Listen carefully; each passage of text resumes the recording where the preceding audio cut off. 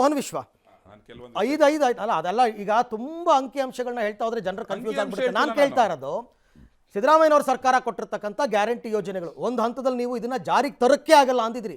ಖುದ್ದು ಪ್ರಧಾನಿಗಳು ಹೇಳಿದ್ರು ಇದನ್ನ ಜಾರಿಗೆ ತರಕ್ಕಾಗಲ್ಲ ಅಂತ. 9 ತಿಂಗಳಿಂದ ಸಮ್ಹೌ ದೇ ಆರ್ ಮ್ಯಾನೇಜಿಂಗ್.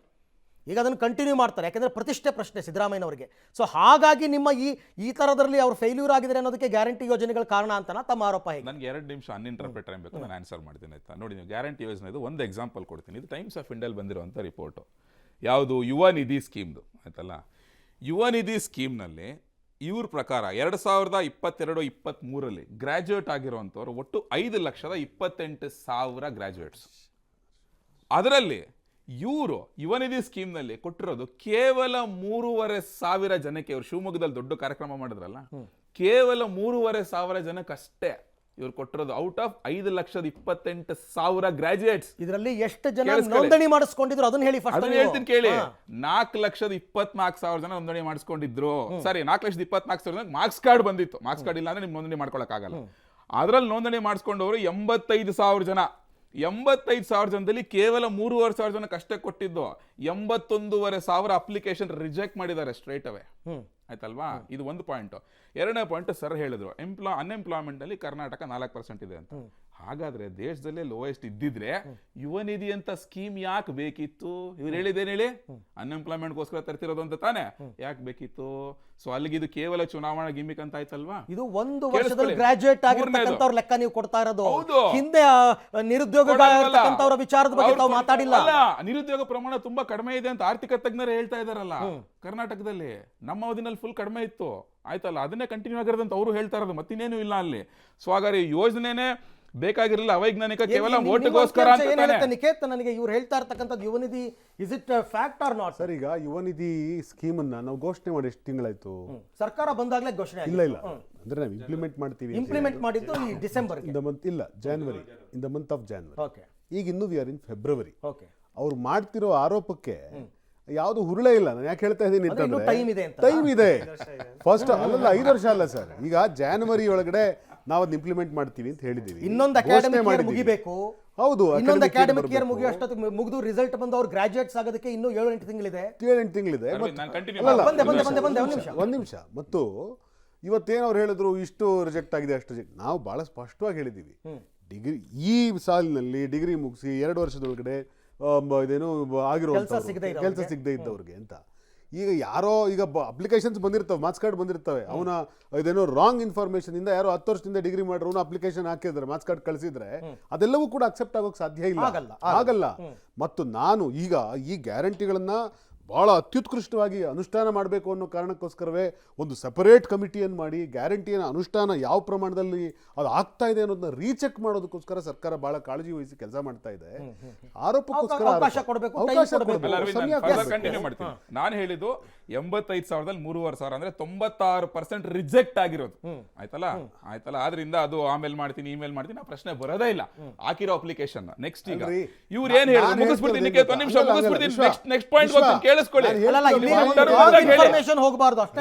ನಾನು ಟೈಮ್ಸ್ ಆಫ್ ಇಂಡಿಯಾದಲ್ಲಿ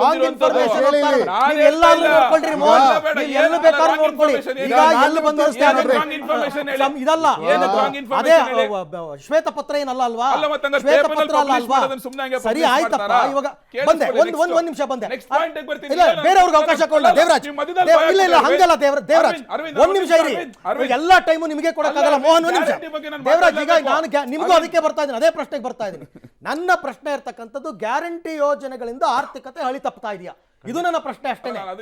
ಒಂದ್ ನಿಮಿಷ ಖಂಡಿತವಾಗಿ. ಯಾಕಂದ್ರೆ ಗ್ಯಾರಂಟಿಗಳು ಇದು ಅನ್ಎಕ್ಸ್ಪೆಕ್ಟೆಡ್ ಆಗಿ ರಾಜ್ಯಕ್ಕೆ ಬಂದಿರತಕ್ಕಂಥದ್ದು. ಅವರು ಪಕ್ಷ ಮಾಡಿರ್ತಕ್ಕಂಥದ್ದು, ಪಕ್ಷದ ಹೊಣೆಗಾರಿಕೆ, ಸರ್ಕಾರದ, ನನ್ನ ರಾಜ್ಯದ ಹೊಣೆಗಾರಿಕೆ ಅಲ್ಲ, ರಾಜ್ಯದ ಜನರ ಹೊಣೆಗಾರಿಕೆ ಅಲ್ಲ. ಅದು ಒಂದು ಕಡೆ ಇಟ್ಕೊಳ್ಳಿ ಸರ್. ಈಗ ನಾನು ಯಾಕೆ ಹೇಳ್ತಿದ್ದೀನಿ ಅಂತಂದ್ರೆ, ಮನೆ ಸಿದ್ದರಾಮಯ್ಯವ್ರಿಗೆ ಅಗಾಧವಾದ ಅನುಭವ ಇದೆ. ಅವರು ನಮ್ಮ ರಾಜ್ಯದ ಪರಿಸ್ಥಿತಿ ಏನು, ಇವತ್ತಿನ ದಿವಸ ನಮಗೆ 45 ರೂಪಾಯಿ, ಇವತ್ತಿನ ದಿವಸ ಅಸಲು ಬಡ್ಡಿಗೆ ಸಾಲದ ರೂಪದ ನಮ್ಗೆ 1 ರೂಪಾಯಿ ಆದಾಯ ಅಂತಂದ್ರೆ, ಇವತ್ತು ಅದರಲ್ಲಿ 26 ಪೈಸಾ ಬಡ್ಡಿ ಇದು ಅಸಲಿಗೆ ಹೋಗ್ತಾ ಇದೆ. 19 ಪೈಸಾ ಬಂದು ನಿಮಗೆ ಅಸಲು ಮತ್ತು ಬಡ್ಡಿ ಸೇರಿಸಿ 45 ಪೈಸೆ ಹೋಗ್ತದೆ. 1 ರೂಪಾಯಲ್ಲಿ 45 ಪೈಸೆ ನಾವು ಸಾಲ ಕಟ್ಬಿಟ್ರೆ ಇನ್ನು ಉಳಿದಿದ್ದು ಇಟ್ಕೊಂಡು ನೀವು ರೆವೆನ್ಯೂ ಎಕ್ಸ್ಪೆಂಡಿಚರ್ಸ್ ಬಂದು 2.5 ಲಕ್ಷ ಹಾಗಾದ್ರೆ ಏನ್ ಮಾಡ್ಬೇಕು ಅವರು? ಅಲ್ಲ ಈಗ ಉಳ್ಕೊಂಡಿರ್ತಕ್ಕಂಥದ್ದು ರಾಜ್ಯದ ಮುಂದೆ ಇಷ್ಟೇ. ಈಗ ನಮಗೆ ಆದಾಯದ ಮೂಲ ಇವತ್ತಾಲೆ ನನ್ನ ವಿಶ್ವ ಅವರು ಹೇಳಿದ್ರು ಏನು ಅಲ್ಲದೆ ಸಾಲ ಮಾಡಬೇಕು ಅಂದ್ರೆ ಟ್ಯಾಕ್ಸ್ ಮಾಡಬೇಕು, ಟ್ಯಾಕ್ಸ್ ಜಾಸ್ತಿ ಮಾಡಬೇಕು ಅಂತ. ಟ್ಯಾಕ್ಸ್ ಆಲ್ರೆಡಿ ಗರಿಷ್ಠ ಮಟ್ಟಕ್ಕೆ ಹೋಗಿದೆ. 26,000 ಕೋಟಿನ 9 ತಿಂಗಳಲ್ಲಿ ಜನಗಳ ತಲೆ ಮೇಲೆ ಹಾಕಿದ್ರಿ. 26,000 ಕೋಟಿ ಹಾಕಿರೋದು. ಈಗ ಮತ್ತೆ ಎಕ್ಸೈಸ್ ಇನ್ನೂ ಸೇರಿಸ್ಕೊಂಡ್ರೆ ಬಹುಶಃ ಅದು 30,000 ಕೋಟಿ ಮುಟ್ಟರು ಆಶ್ಚರ್ಯ ಇಲ್ಲ. ಒಂದ್ ಕಡೆ ನೀವು ಗರಿಷ್ಠ ಮಟ್ಟದಲ್ಲಿ ಟ್ಯಾಕ್ಸ್ ಹಾಕ್ಬಿಟ್ಟಿದ್ರೆ 9 ತಿಂಗಳಿಗೆ, ಇನ್ನು ಹಾಕ್ಲಿಕ್ಕೆ ಆಗೋಲ್ಲ ಅಂತ ಒಂದ್ ಕಡೆ ಇಟ್ಕೊಳ್ಳಿ. ಮತ್ತೆ ಇನ್ನು ಸಾಲ ಇವತ್ತು ಅದು ಸಹ ಆಲೆ ಆರ್ಥಿಕ ಶಿಸ್ತನ್ನು ಮೀರಿ ಇನ್ನು ಮುಂದಕ್ಕೆ ಹೋಗಿದ್ರೆ ಅದು ಒಂದ್ ಕಡೆ ಇಟ್ಕೊಳ್ಳಿ. ಈಗ ನನಗನ್ಸೋದು ಹೆಂಗ್ ಗೊತ್ತಾ, ಚುನಾವಣೆ ದೃಷ್ಟಿ ಇಟ್ಕೊಂಡು ನೀವು ಭರಪೂರ್ವವಾಗಿ ಮತ್ತು ಸಾಲ ನೀವು ತರಬಹುದು. ಬಹುಶಃ ಇವರು GSDP ನನ್ನ ಹೇಳಿದಾಗ ಆರ್ಥಿಕ ತಜ್ಞರು ಹೇಳಿದಾಗ GSDP ಇಟ್ಕೊಂಡು ಅದ್ರ ಮೇಲ್ಗಡೆ ನಾನು ಇನ್ನೂ ಒಂದಷ್ಟು 75,000 ಕೋಟಿ ನಾನು ಸಾಲ ತರ್ತೀನಿ ಅಂತಲೂ ಹೋಗ್ಬೋದು. ಆದರೆ ನಾವಿಲ್ಲೇನಾಗುತ್ತೆ, ನೀವೇನೇ ಮಾಡಿದ್ರು ಸಹ ಈ 9 ತಿಂಗಳಲ್ಲಿ ಕೇಂದ್ರ ಸರ್ಕಾರ ಕೊಡಲಿಲ್ಲ 5,000 ಬಿಡಿ, ಒಂದು ಕಡೆ ಇಟ್ಕೊಳ್ಳಿ, ಹೋರಾಟ ಮಾಡೋಣ ಅದಕ್ಕೆ. ಆದರೆ ನೀವು ರಾಜ್ಯದಿಂದ ಈಗ ಕೃಷ್ಣಾ ಮೇಲ್ದಂಡೆ ಮಾಡಲಿಕ್ಕೆ ಒಂದು ತಕರಾರಿದೆ, ಮೇಕೆದಾಟು ಮಾಡಲಿಕ್ಕೆ ತಕರಾರಿದೆ, ಮಹದಾಯಿ ಮಾಡಲಿಕ್ಕೆ ತಕರಾರಿದೆ. ಭದ್ರಾ ಮೇಲ್ದಂಡೆ ಮಾಡಕ್ಕೆ ಏನು ತಕರಾರಿತ್ತು? ಯಾಕೆ ಮಾಡಲಿಲ್ಲ? 1 ರೂಪಾಯಿ ಖರ್ಚು ಮಾಡಿದ್ರ ನೀವು? ಟೆಂಡರ್ ಕರೆದಿದ್ರ ನೀವು? ಯಾಕೆ ಮಾಡೋಲ್ಲ? ಕೇಂದ್ರ ಸರ್ಕಾರ ಘೋಷಣೆ ಮಾಡಿ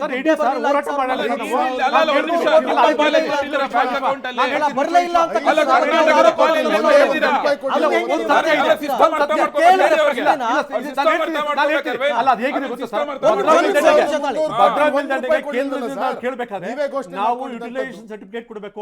ಇವತ್ತು ನಮ್ಮ ರಾಜ್ಯದಿಂದ 1,000 ಖರ್ಚು ಮಾಡಿದ್ರೆ ಈ ವರ್ಷ ಕೇಂದ್ರದಿಂದ 1,000 ಬರುತ್ತೆ. ನಮ್ಮ ರಾಜ್ಯದಿಂದ 1 ರೂಪಾಯಿ ಖರ್ಚು ಮಾಡಿಲ್ಲ. ಮತ್ತೆ ಕೇಂದ್ರದಿಂದ ಹೆಂಗ್ ಕೇಳ್ತೀರಿ ನೀವು? ಕಳ್ಕೊಂಡ್ರೆ ನಾವು ಯಾವ್ದನ್ನ ಭದ್ರಾ ಮೇಲ್ದಂಡೆ $5,300 ಕೋಟಿ ರೂಪಾಯಿ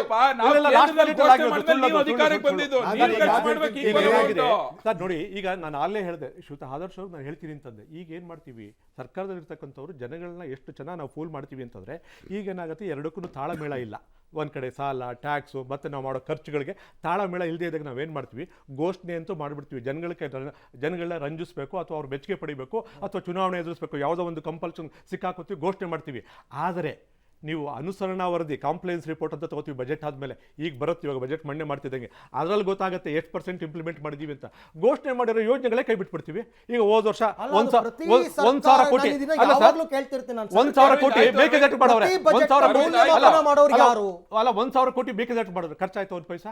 ಭದ್ರಾ ದಂಡೆಗೆ ಮಾಡಿದ್ರಿ, ಪ್ರಾವಿಷನ್ ಮಾಡಿದ್ರಿ, ಖರ್ಚಾಯ್ತಾ? ಅಲ್ಲಿಗೇನು ಘೋಷಣೆ ಮಾಡ್ತಕ್ಕಂಥದ್ದು ಜನಗಳ ಕಣ್ಣಿಗೆ ನೀವು ರಾಚಬೇಕು ಅಷ್ಟೇ. ನನಗೆ ಮತಗಳು ಬರಬೇಕು, ಆ ಕಾರಣಕ್ಕೋಸ್ಕರ ಘೋಷಣೆ ಮಾಡ್ತೀರಿ. ಆದ್ರೆ ಕಾರ್ಯಗತ ಆಗತ್ತಾ? ಆಗಲ್ಲ. ಯಾಕಾಗಲ್ಲ ಅಂದ್ರೆ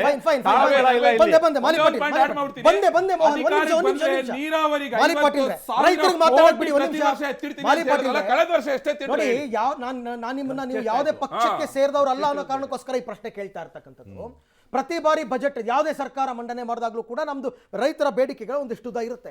ಕಬ್ಬು ಬೆಳೆಗಾರರಿಗೆ ದುಡ್ಡು ಕೊಡಿ, ಅವರ ಹಳೆ ಬಾಕಿಯನ್ನು ವಸೂಲು ಮಾಡಿಕೊಡಿ ಅಂತಕ್ಕಂಥದ್ದು ನಾನು ಪ್ರತಿ ವರ್ಷ ನೋಡ್ತಾ ಇರ್ತೀನಿ. ಈ ಸಮಸ್ಯೆಗಳ ಬಗೆಹರಿಯಲ್ಲ, MSP ವಿಚಾರಗಳಲ್ಲಿ ಬಗೆಹರಿಯಲ್ಲ. ಈ ಸರ್ತಿ ಅಂತೂ ನೀರಾವರಿ ಯೋಜನೆಗಳಿಗೆ ಹಣವೇ ಬಿಡುಗಡೆಯಾಗಿಲ್ಲ. ಹಾಗಾದ್ರೆ ರೈತರ ಬದುಕು ಹಸನಾಗಲ್ಲ ಅಂತಕ್ಕಂಥದ್ದು. ನೀವಿದನ್ನ ಬಜೆಟ್ ಟೈಮ್ನಲ್ಲಿ ಮಾತ್ರ ಸರ್ಕಾರದ ಗಮನ ಸೆಳೆಯೋದಲ್ಲ, ವರ್ಷ ಪೂರ್ತಿ ಇದನ್ನ ಗಮನ ಸೆಳೆಯುವ ಕೆಲಸವನ್ನು ರೈತರು ಮಾಡೋದೇ ಇಲ್ಲ. ನಾವು ಮಾಡ್ತಾ ಇದ್ದೀವಿ ಎಲ್ಲ ನೀರಾವರಿ ಯೋಜನೆಗಳ ಬಗ್ಗೆ. ಈಗ ಉದಾಹರಣೆಗೆ BJP ಸರ್ಕಾರ ಇದ್ದಾಗ ತುಂಗಭದ್ರಾ ಜಲಾಶಯದಲ್ಲಿ 33% ಹೂಳು ತುಂಬಿದೆ ಅಂತ ಹೇಳಿ ದೊಡ್ಡ ಹೋರಾಟ ಮಾಡಿದರು. ರಾಮುಲು ಅವರು ಪಾದಯಾತ್ರೆ ಮಾಡಿದರು. ತದನಂತರ ಅವ್ರದೇ ಸರ್ಕಾರ ಬಂತು, ಅದ್ರ ಬಗ್ಗೆ ಚಕಾರ ಇಲ್ಲ. ಈಗ ಆಮೇಲೆ ನವಲಿಯಲ್ಲಿ ಸಮಾನಾಂತರ ಜಲಾಶಯ ಮಾಡ್ತೀವಿ ಅಂತ ಹೇಳಿ DPR ಮಾಡಿದರು ಸಿದ್ದರಾಮಯ್ಯನವರು. ಆ ನಂತರ ಸರ್ಕಾರ ಬದಲಾಯಿತು. ಇವರು ಇಲ್ಲ, ಅವ್ರು ಮಾಡಿದ DPR ಸರಿ ಇಲ್ಲ, ನಾವು ಮಾಡ್ತೀವಿ ಅಂತ ಮತ್ತೆ DPR ಮಾಡಿದರು. ಇವತ್ತು ಅಲ್ಲಿ ಲ್ಯಾಂಡ್ ಅಕ್ವಿಸಿಷನ್ಗೆ ದುಡ್ಡು ಕೊಟ್ಟಿಲ್ಲ, ವರ್ಕ್ ಆರ್ಡರ್ ಇಲ್ಲ, ಯಾವುದೂ ಇಲ್ಲ, ಎಂಥದಿಲ್ಲ. ಹಿಂಗಾಗಿ ಪ್ರತಿ ವರ್ಷ ಏನಂತಂದ್ರೆ 100 TMC ನೀರು ಹರಿದು ಸಮುದ್ರಕ್ಕೆ, ಆಂಧ್ರದ ಮುಖಾಂತರ ಸಮುದ್ರಕ್ಕೆ ಹೋಗ್ತದೆ, ಕೃಷ್ಣಾ ನದಿಯಲ್ಲಿನೂ ಹೋಗ್ತದೆ. ಹಿಡಿದಿಟ್ಟುಗಳ ಶಕ್ತಿ ಯಾವ ಸರ್ಕಾರಗಳಿಗೆ ಇಲ್ಲ.